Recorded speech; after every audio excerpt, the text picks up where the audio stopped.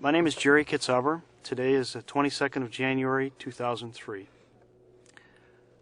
On September 11th, 2001, I was in my office in the Pentagon, third floor of the B ring, fourth corridor, on the outside of the B ring, working in the office of the Army G3. My boss, General Webster, his office was on the E ring, directly outward to that, near the point of impact. On that morning, I got to work about 6:30, went to the Pentagon Athletic Club, went for a run up through Washington, D.C., around the monument, past the Lincoln Memorial, and returned pretty much like every other day. Very beautiful day outside, very sunny and bright. It didn't seem out of the ordinary in any way. Got back to the office about 8 or 8:30, sat down, had a cup of coffee, and one of my office mates told me to change the station on my radio to a different station, and listened for a while and found out what had happened in New York. And we spent the next 10 or 15 minutes just standing around the radio trying to get as much information as we could about what had happened in New York. And back and forth, trying to understand really what happened, and discussing who likely was the suspect, and the name Osama bin Laden seemed to come up quite often. Shortly thereafter, my wife called me, and on the other end of the line I could hear her singing. She was singing Happy Birthday to me. September 11th is my birthday. After she finished singing her song, I wanted to at least let her finish singing Happy Birthday, and then I asked her if she'd listened to the radio or TV that morning, and she had not. And I told her what happened in New York, and her first response was, well, dear, are you okay there? Are you safe in the Pentagon? And my response was, yes, I should be fine here. This is the Pentagon. Somewhat ironic in my response. Talked to her for a few minutes, and as I finished talking to her, I hung up the phone and twirled around in my chair and was going to stand up and continue my conversation with an office mate on who the likely suspects were in New York. And just as I was about to stand up in my desk, or in my chair rather, the plane impacted the outside of the Pentagon and nearly sent me sprawling onto the floor. It was just a tremendous explosion, and I could feel the shock wave come through the building. And dirt and rocks and debris of all sorts was flying outside my window, because my window bordered just between the B and the C ring, and the impact of the plane broke through the C ring, and all the hot air and gases and inertia from the plane as it blew out through the C ring turned the inner space between the B and the C ring into what sounded like a wind tunnel. After that happened, we didn't waste any time in evacuating our office and getting out of the building. And they moved everyone out into the center courtyard, where we took accountability and tried to make sure we had everyone.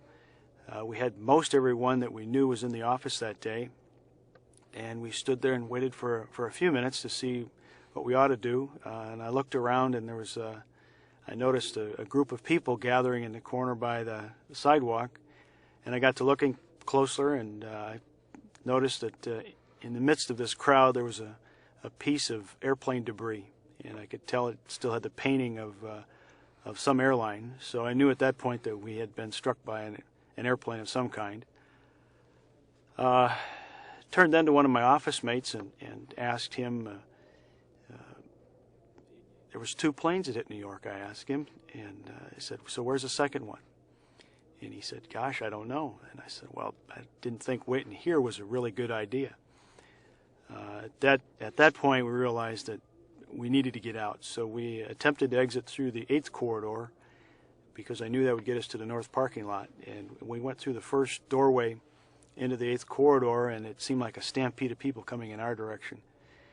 And the only thing that went through my mind then was there must be somebody at the exit with a machine gun or something of that effect, because it just didn't seem logical that people would be running towards the center courtyard. So we came back into the center courtyard, and about the time we got into the center courtyard, the security officer pointed everybody to go south to the south exit out of the building into the south parking lot, which we did, hurried out into the south parking lot, and just as we got into the south parking lot, somebody announced over a PA system or hollered that there was another plane coming in our direction, and told us to get out of the south parking lot. So everybody raced to get out of the parking lot. And at that point was probably the worst feeling in my life, was the lack of security. You don't know, where can you go that's safe? And the New York City Twin Towers had been attacked. The Pentagon had been attacked. It seemed as if there was no place safe to go for any of us. So we exited the parking lot and crawled underneath one of the overpasses and got over by the Pentagon City Mall. And at that time, the F-15s flew over, and so we did get some semblance of safety at that point, that at least we shouldn't have to worry about airplanes crashing into us from out of the sky. But at the same time, I was always concerned, and one thing that kept going through my mind is that no matter where I went or what I did, I had to think twice about it, because there could be another terrorist attack of some nature somewhere.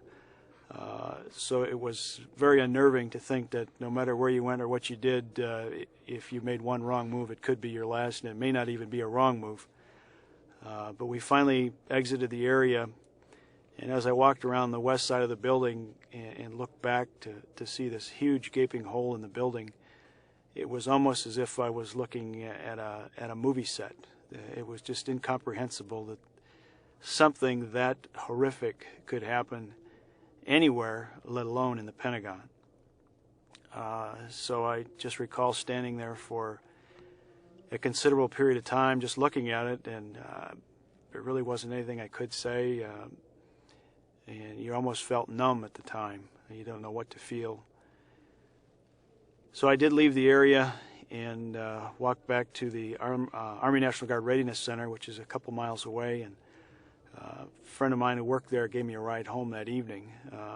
I finally got home about 6 or 6:30, and never really did celebrate my birthday that evening, but the following year we did go out in fine fashion and celebrate my birthday. And every year from now on, we will celebrate my birthday on September 11th. We're not going to let some tin-horn terrorists take that away from us, at least not in my family.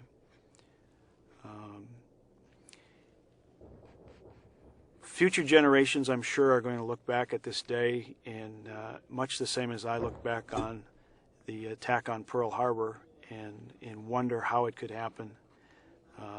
We could debate that forever. But the one thing that future generations must always remember is that freedom is not free, and we must work hard to maintain our freedom so that things like this won't happen in the future. Thank you.